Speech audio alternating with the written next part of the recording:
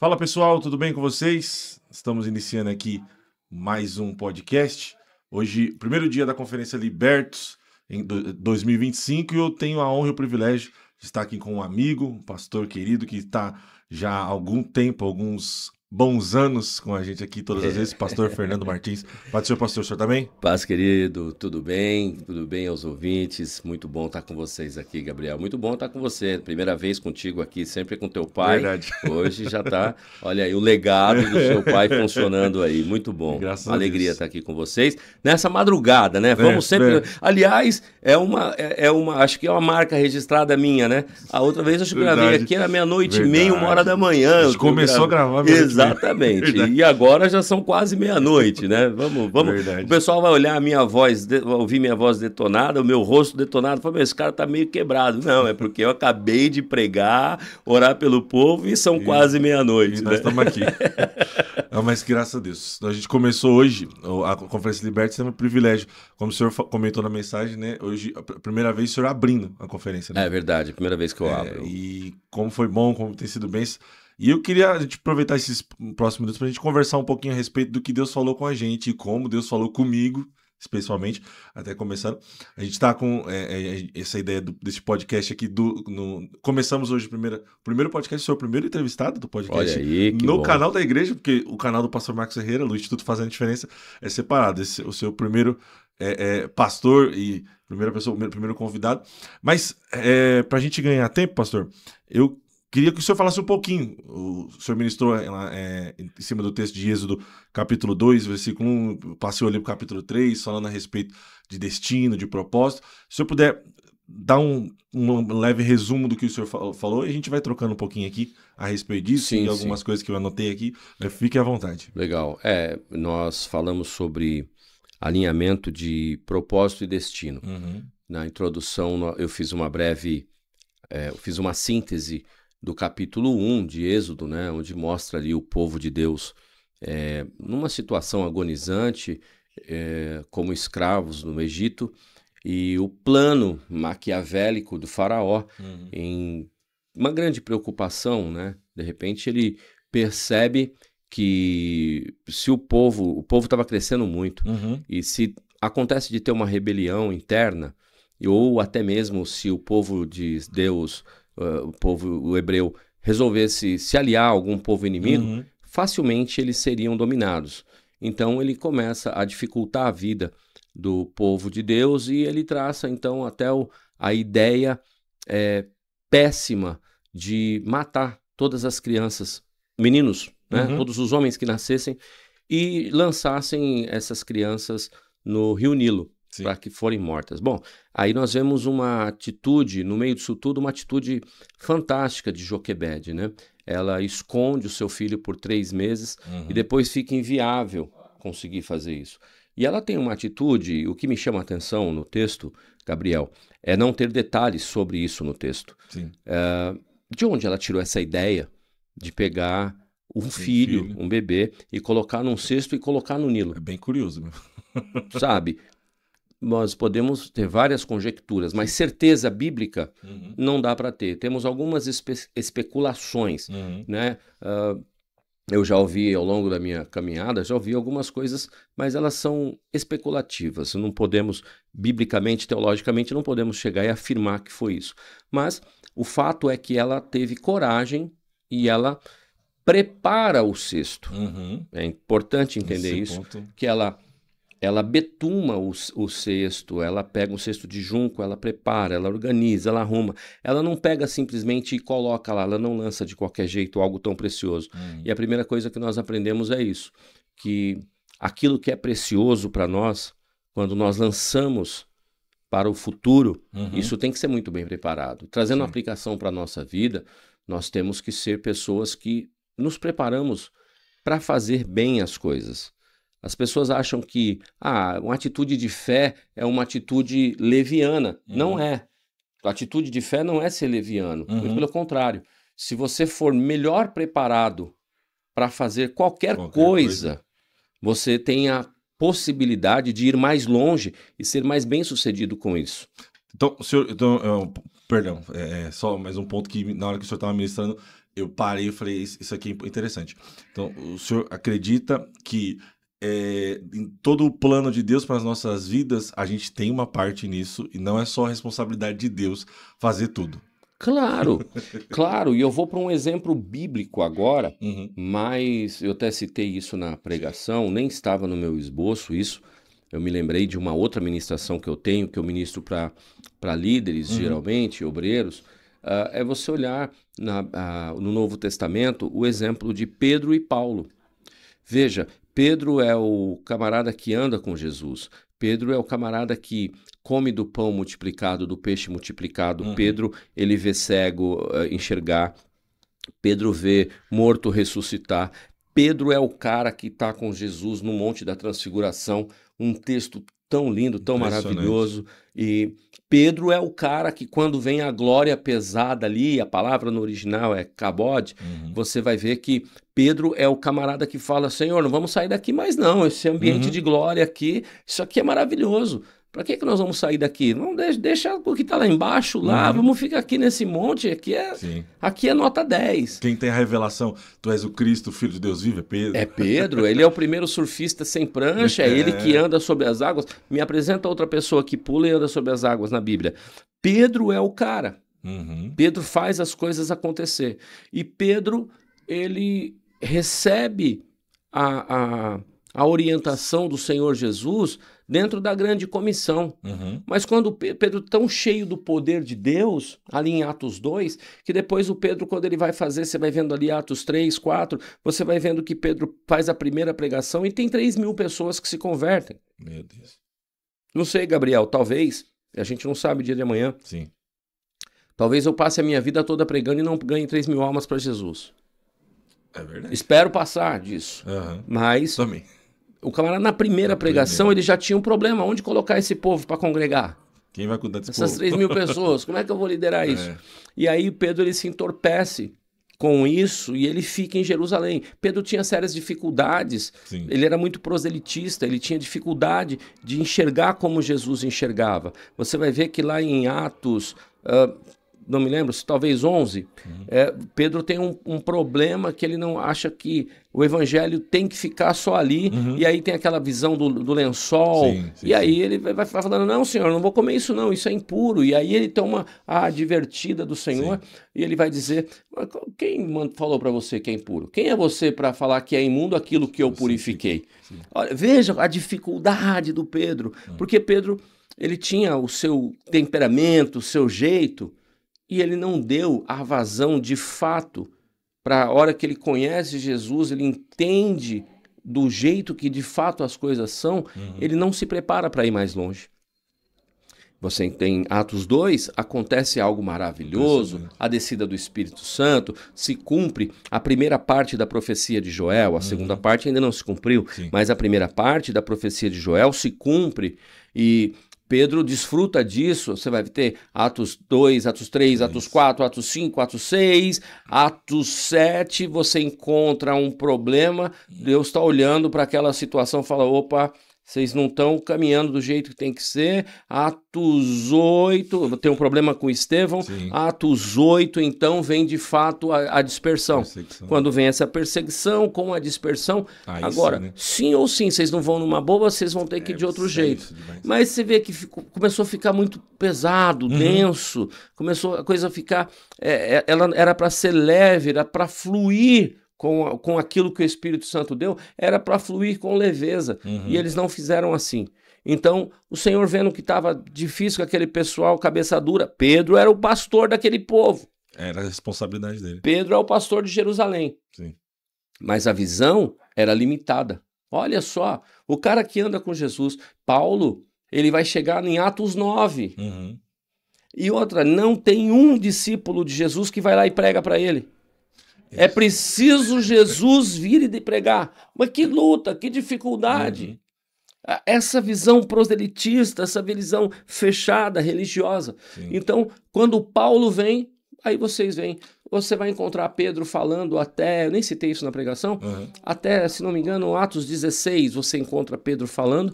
Depois Pedro some de cena, tudo é sobre Paulo. Tudo é sobre Paulo. Depois você vai ter as 2 cartas de Pedro lá no final. Pedro ainda vai dizer, olha, vai falar sobre Paulo. As coisas que o nosso irmão Paulo escreve não são muito fáceis de se entender. Porque Pedro não se qualificou para ir dentro daquilo que o Senhor Jesus liberou para ele.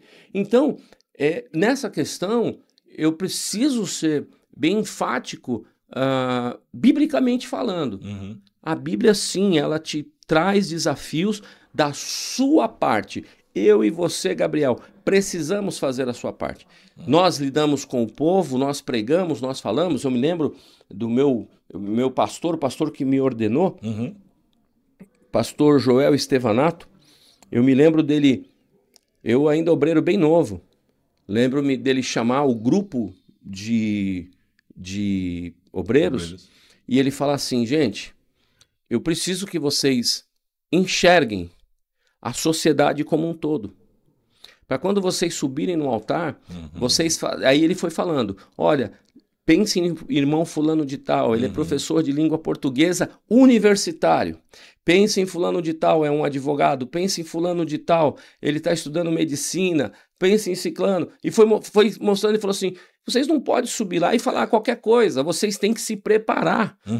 Até mesmo a língua portuguesa, ele falou, vocês têm que aprender a ler mais, vocês têm que falar melhor. Isso, ler mais vai ajudar vocês. Vocês precisam desenvolver conhecimento. E quando você olha para a vida de Paulo, você vê isso. Paulo é o camarada. Depois de Jesus, no Novo Testamento, o nome é Paulo. Ele fala com todo mundo. É ele quem sobe no Areópago. É ele quem fala. É ele que, quando é preso, ele tem álibi suficiente para poder falar, olha, eu tenho dupla cidadania. E eu apelo para uma instância superior. Por que ele apela para a instância superior? Porque ele conhecia as leis. Sim.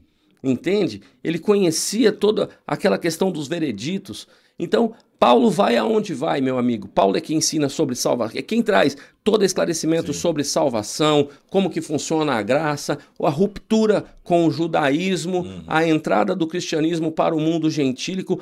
Paulo é a bomba explosiva. E aí vem a boa notícia.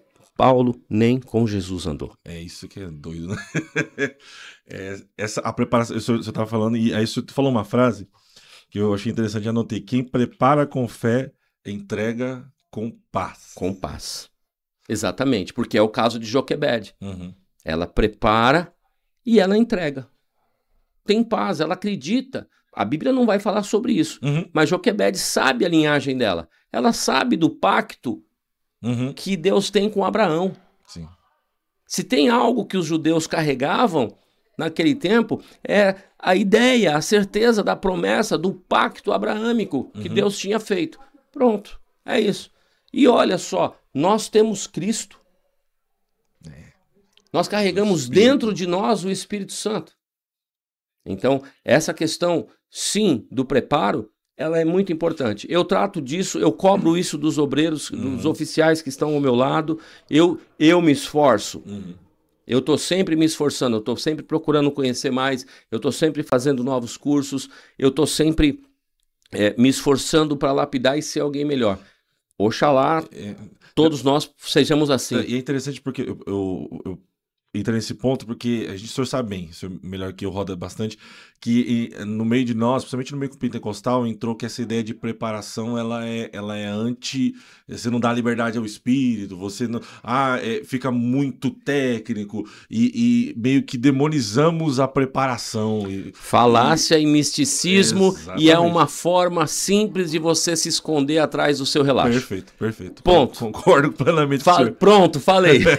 Não, e é justamente isso, porque o senhor estava falando e eu tenho esse mesmo pensamento, que primeiro você entender o público, para quem que você está falando, quais são as pessoas, quais são as necessidades, não sei. Eu acho que preparação, em todos os sentidos, aqui mesmo na nossa igreja, a gente, cada um na sua área, né, eu percebo algumas necessidades, às vezes, que você fala, isso aqui eu não tenho tanto para oferecer. Se chegar, já teve alguns assuntos, que se chegar para me questionar isso aqui, eu não sei, não vou saber também responder, eu preciso ir atrás. Até assuntos, às vezes, que eu não domino ou não me interessa tanto. Eu acho que quem tá no ministério, quem colocou a mão no arado, precisa, né? É interessante. O senhor falou também um pouco a respeito do medo. Eu achei Sim. interessante. O senhor puder discorrer um pouco. E aí o senhor falou uma frase que o senhor disse que acho que no exército, foi essa frase, ou tá com medo. No militarismo, No é que eu fui militarismo, né? militar, eu fiz um Militar, né? treinamento militar. Tá com É, medo, vai com medo mesmo.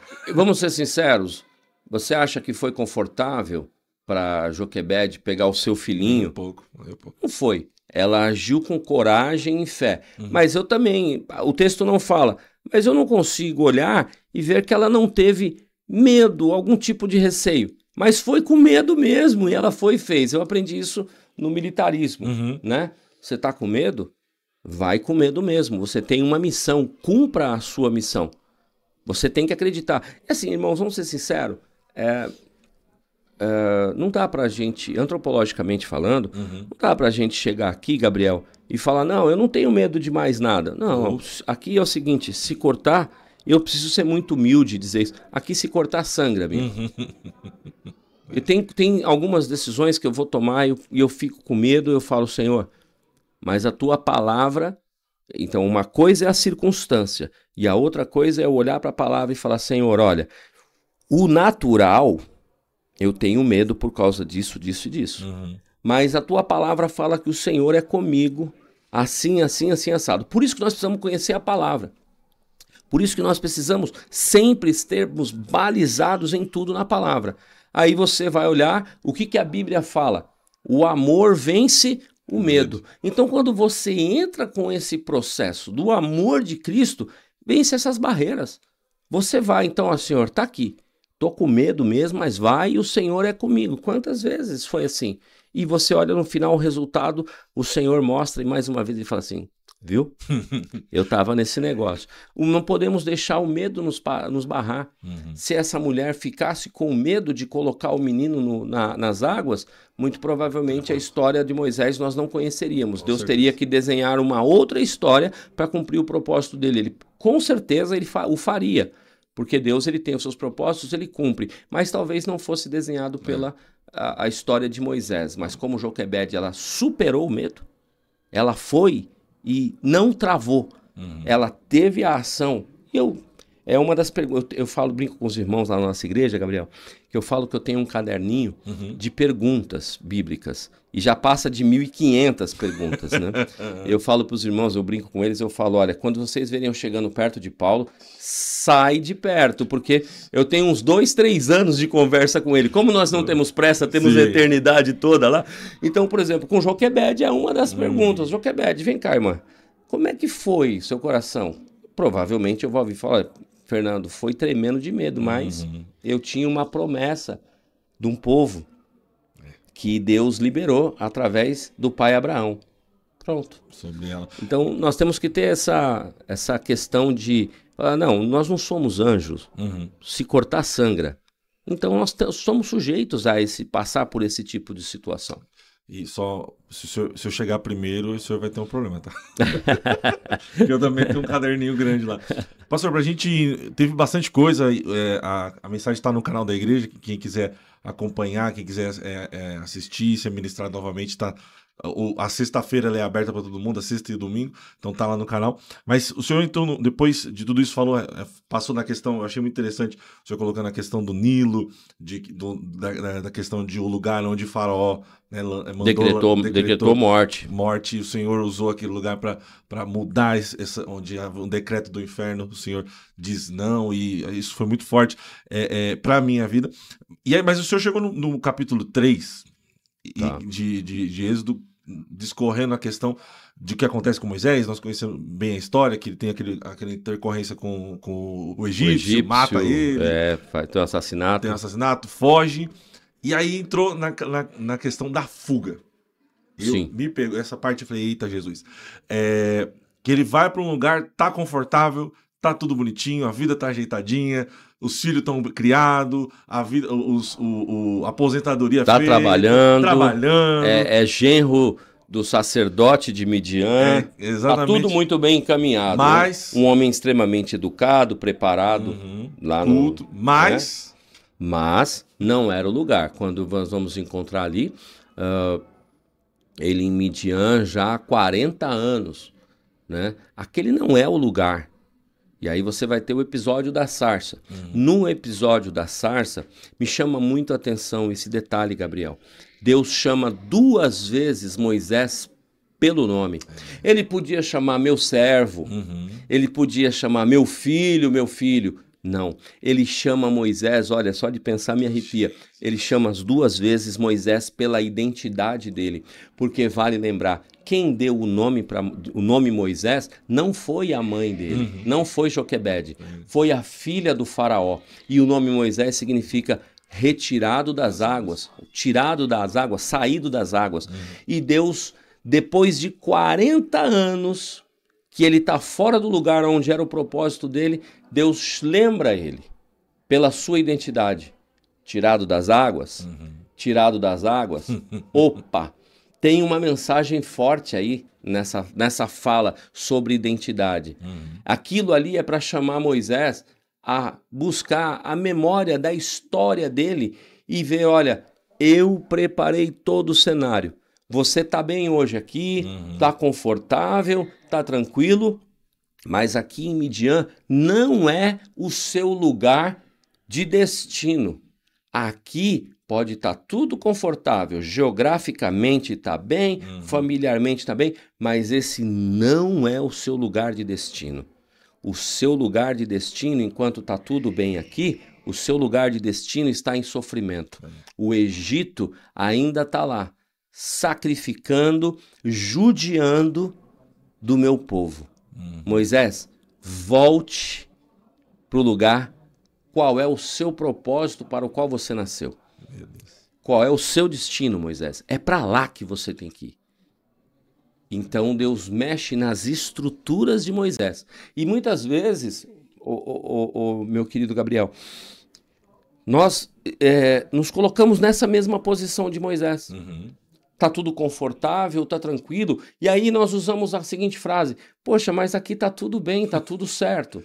Deus está me abençoando. De Deus. Deus está me abençoando, Deus está me prosperando. É verdade. Estou sentindo em paz aqui. Porque Deus, ele é generoso, mas você está fora do centro da vontade dele. Seríssimo isso. Então ele vai, te tira dali e ele te chama pelo nome, cobrando a sua identidade. Tirado das águas, qual é o seu propósito? Fugiu, né? Tá aqui, tá bem. Esse lugar não é lugar de destino, é lugar de fuga. Hoje, no meio do povo de Deus, tem muita gente no lugar de fuga. E escondido. Não escondido no lugar de fuga. Tá confortável, tá tranquilinho no ar-condicionado, mas Deus tem coisas maiores a fazer. Você vai encontrar os limites de milagre, manifestação do poder de Deus, nessa terceira fase. Nem deu tempo de eu pregar isso. Quando chegou a hora ali, o Senhor falou, chega, é só até aqui. Você vai ver os grandes milagres na vida de Moisés, que aí é milagre mesmo. Impressionante. Literalmente, é milagre acontecendo. Não tem outro, não tem, o que a gente vê em Moisés, não tem outro cara que fez. Mar abrindo. Não tem. Entendeu? A gente fala muito de Elias, mas não tem comparação. Não tem como. Moisés Jesus, é o cara. É Moisés e depois no mesmo nível só com Jesus. Só Jesus. Entendeu? Então, você vai ver coisas incríveis acontecendo. Rapaz, aquele episódio que tem as serpentes e quando ele levanta aquele símbolo da cruz e aquela serpente desenhada, à medida que as pessoas olhavam para lá eram curadas. Meu Deus. Um arquétipo apontando para a cruz de Cristo. Você vai vendo assim que Moisés, meu amigo, você vai encontrar o conceito do tabernáculo. Não dá para falar aqui num podcast sobre isso tudo. O tabernáculo, ele tem apontamentos proféticos para a pessoa de Cristo de uma forma maravilhosa. A forma como estão distribuídas as tribos. Você vai pegar as tribos menores ali, as maiores, que pegam a parte final. Quando você olha, aquilo tem um formato de cruz. Coisas assim. Deus, ele vai desenhando detalhes nesse arquétipo que aponta para a cruz do Calvário, que tudo isso acontece quando Moisés está no centro da vontade de Deus. Ou seja, quer ver coisas maravilhosas acontecendo? Não basta estar bem, não basta estar confortável. Basta sentir, há mais do céu, há muito mais do céu para ser liberado. Isso só vai acontecer se você estiver no centro da vontade de Deus. Amém. Uau! Muito bom, muito bom. É isso. Pastor, quero agradecer ao senhor por esse tempo. Amém. Queria estar mais, mas como o senhor falou, já estamos aqui. Eu tenho que pegar a estrada ainda, vou para Atibaia, né? Já tô assim, já. Daqui a pouco o carro vai no piloto automático. Meu menino, eu tô com meu filho aí, ele é menor de idade e não sabe dirigir ainda, então tem que ser eu mesmo. Mas muito bom, obrigado, pastor, pela sua presença, obrigado por deixar o senhor usar a tua vida. Vamos ter outras oportunidades e queria pedir para o senhor deixar uma última palavra e terminar orando pela gente. Amém. Povo. Vamos nos manter firmes, focados naquilo que de fato Deus tem para nós. Existem muitas distrações, irmãos. A igreja, ela tem sido entorpecida. A igreja brasileira, ela tem sido entorpecida por distrações que não são bíblicas. Nós precisamos voltar para uma igreja bíblica. Nós encontramos alguns excessos na igreja brasileira, que você olha assim, de um lado é meninice de uma forma, de outro lado é meninice de uma outra, que é um nível de arrogância muito grande em algumas questões, legalismos e tal. Então, nós vemos divisões de ideias que a única pessoa que perde é o próprio reino, e o reino não pode perder. Quem tem que perder é o inferno. É claro, o Senhor sempre terá os seus remanescentes. Assim como Elias achou que ele estava sozinho em determinado momento, o Senhor vai lá e levanta e fala, olha, não, Elias, o negócio tem mais 7.000 que eu guardei para mim. É claro que sempre haverão os 7.000 dele. A igreja do Senhor, ela sempre prevalecerá. Mas vamos ser sinceros, num outro podcast nós podemos falar sobre isso. Tem muita coisa entorpecendo a igreja brasileira que está tomando tempo, gastando recursos, gastando energia em coisas que o Senhor Jesus não mandou na palavra dele. Então, assim, voltemos, saiamos de Midian e voltemos ao centro do lugar da vontade de Deus. É isso que nós precisamos fazer com urgência. Amém. Se eu puder só colaborar com o que o senhor acabou de dizer, eu tenho falado com o pessoal que a gente vê muito no meio da igreja as pessoas se ofendendo, no sentido de aquelas brigas, mágoa, tristeza. E aí costumo dizer que, sabe por que isso acontece? É porque a gente está desocupado.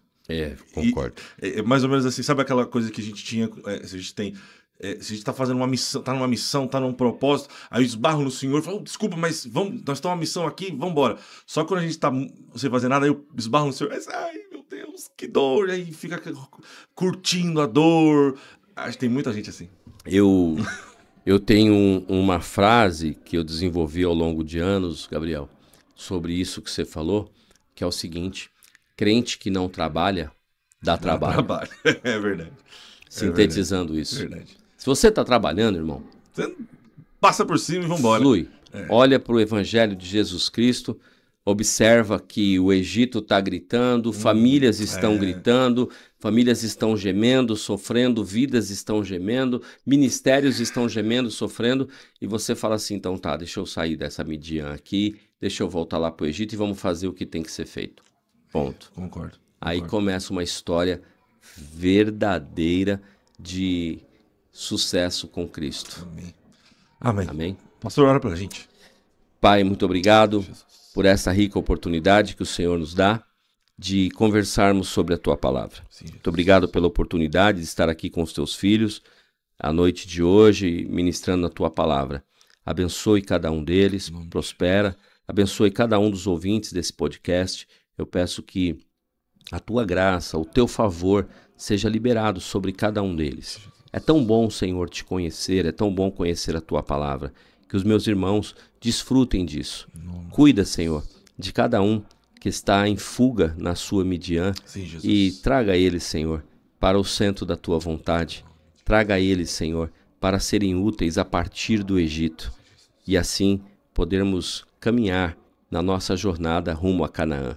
O Senhor escolhe filhos e filhas para que essa obra sejam feitas. O Senhor liberou o teu amado Espírito Santo para nos empoderar e podermos ser úteis de fato e de verdade. Que possamos, Senhor, ser maduros segundo a tua palavra. Em nome de Jesus, amém. Amém. Mais uma vez, pastor, obrigado. Valeu, meu querido. Junto. Deus abençoe. Amém. Até a próxima. Tamo junto. As redes sociais do senhor tá aqui e a gente vai deixar também o canal da igreja. O Instagram da igreja é o BPC sede Atibaia. O BPC Atibaia sede. Sede. Deve ser isso, o BPC Atibaia. A gente vai deixar aqui sede. Embaixo e o canal também, isso, né? Muito obrigado. Tem o nosso canal no YouTube também. Tem umas pregações nossas lá, tem uns cortes, muito bom. Tem uns cultos. Não deu tempo da gente falar o trabalho que o senhor está fazendo. Se fugiu o nome agora, que o senhor pega a ministração em gotas. O Gotas da Palavra. Gotas da Palavra. Tem os Gotas da Palavra lá. O Gotas da Palavra nasceu do seguinte ideia, Gabriel. Eu pregava no domingo, né? Aí os irmãos, né? Sempre com aquela coisa, poxa, pastor, que palavra, que bênção, que maravilha. Aí eu comecei a ver qual era a capacidade de capilaridade dos irmãos da palavra. Aí quando era na terça, quarta-feira, eu perguntava para um, para outro sobre a palavra. Legal, eu falei, mas você lembra mesmo o texto que foi falado? Você lembra exatamente? Não, foi uma bênção, foi maravilhoso, foi poderoso, céu na terra. Eu falo, não, mas me fala mais, me fala alguns detalhes, eu tô com um problema aqui de não lembro, sem o esboço na mão também não lembro. Pastor, Aí eu falei, peraí, deixa eu pensar em algo aqui. Aí o que eu faço? Eu pego um recortezinho de 2 a no máximo 3 minutos, e aí eu faço de segunda a sexta-feira, eu pego e lanço isso no grupo da igreja. Nós gravamos. Isso começou com áudio, aí depois... você foi uma das pessoas que ajudou a gente lá a comprar uma câmera, a profissionalizar um pouco mais a coisa lá. Ainda só temos uma, logo vamos comprar a segunda. Aí compramos uma câmera profissional de captar lá, aí o pessoal começou a comprar iPhone para fazer tomadas. Não, pastor, vamos filmar. Aí começaram a filmar isso, e aí começou sendo um projeto só para o grupo de WhatsApp dos irmãos da igreja. Aí os irmãos, vocês sabem como é que é, né? Eles começaram a passar para um, para outro. Aí tem um grupo de pessoas não crentes da igreja, na cidade, perdão, amigos das pessoas da igreja. E os irmãos começaram a chegar para mim e falaram, pastor, não pode parar mais isso. Mas por quê? A ideia não é parar mesmo. Não pode falhar, porque, olha, tem meu patrão, não sei quem, meu amigo, meu parente, meu vizinho, minha vizinha, eles... falam que são muito edificados com essas palavras, e eu uso um linguajar bem simples, né, para poder comunicar mesmo. E aí o pessoal começou, e aí pegou, eu arrumei um problemão. Agora sim ou sim, toda semana eu tenho que fazer o Gotas da Palavra. Glória a Deus. Tem lá o Gotas também. Vamos deixar tudo aqui na descrição. Mais uma vez, pastor, obrigado. Tamo junto. E até a próxima. Você que está aí acompanhando, amanhã tem mais. Acompanhe aqui, a gente vai tentar entrevistar os pastores que vão ministrar e também alguns outros pastores e irmãos que passarem por aqui. Um beijo no coração de vocês. Até a próxima. Se inscreva aqui no canal da igreja. É muito importante deixar o like e fazer tudo que a gente sabe que fazer. Pastor, Deus abençoe. Até a próxima. Deus abençoe vocês. Fique com Deus. Até mais. Tchau.